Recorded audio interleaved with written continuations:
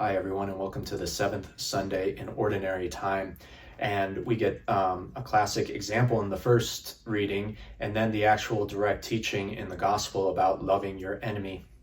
And this is difficult. This is very, very hard. It's a very hard thing to do. I think we're discovering it more and more as society is turning into what it is.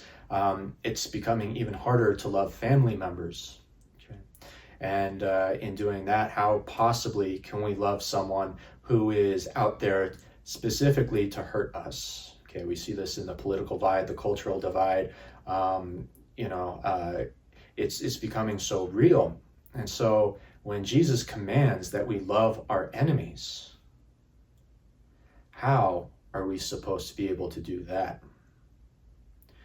In the first reading, we have David, who's a king after God's own heart. David is very imperfect. David kills. Okay. David commits adultery. But when Saul, the king of that time, is going after David for really no good reason, okay, this is back when David's pretty innocent, God delivers Saul into David's hands, twice actually, and this is one of those stories. David refuses to kill Saul because Saul is the king, and David is not going to lay his hands on God's anointed one. Just think about that humility that David has. And so he spares Saul's life. Okay, he loves his enemy.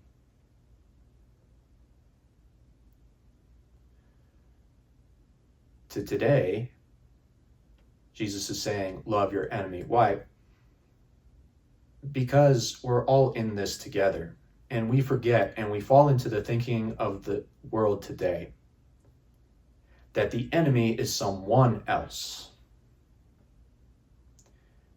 That if I just got rid of that person or that group of people, then I would have what I want, which is clearly a worldly way of thinking because it's success in this world, calm in this world, peace in this world.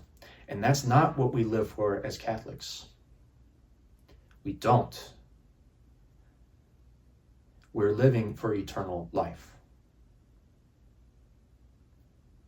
And when we miss that perspective on things, then of course people become enemies. And so I want to make my enemy feel pain. I want revenge. I want to do everything I can to get ahead of my enemy.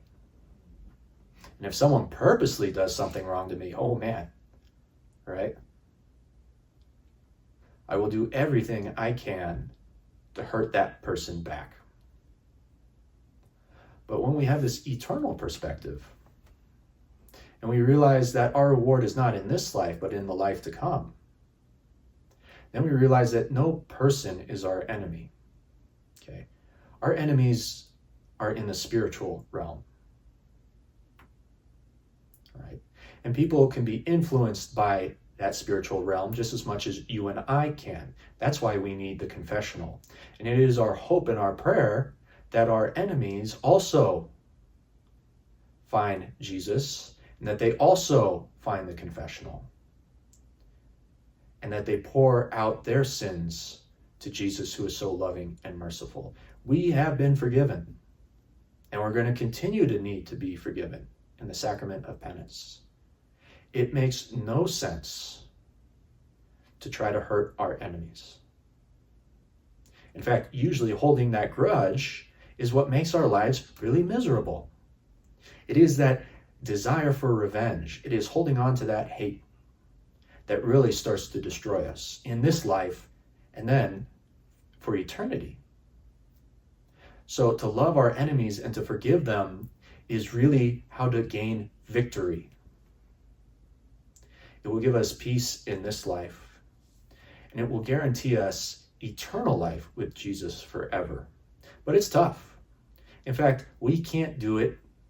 As I always say, we need Jesus to do it through us. We need grace. But this might be something to look into for Lent, which is coming up. In a deep examination of conscience to say, I do hate my enemies. I do deep down inside want bad things to happen to them. Okay. Well, for Lent, let's change that. It would be good to maybe just before Lent make a list. Say, these are the people who bug me. These are the people who, if no one were looking, maybe I do something that I would later regret. Okay. And then start praying for those people during Lent. Rather than trying to do something extreme, this is actually more extreme than anything we can think of. But man, what a wonderful thing to do for Lent, to start to forgive. As we approach the table of the Lord today, let us ask Jesus to reveal who our enemies are and to show us that they're not really our enemies, and that we need to pray for them and forgive them so we ourselves can be free and be more Christ-like, so that one day we may see him in heaven face to face.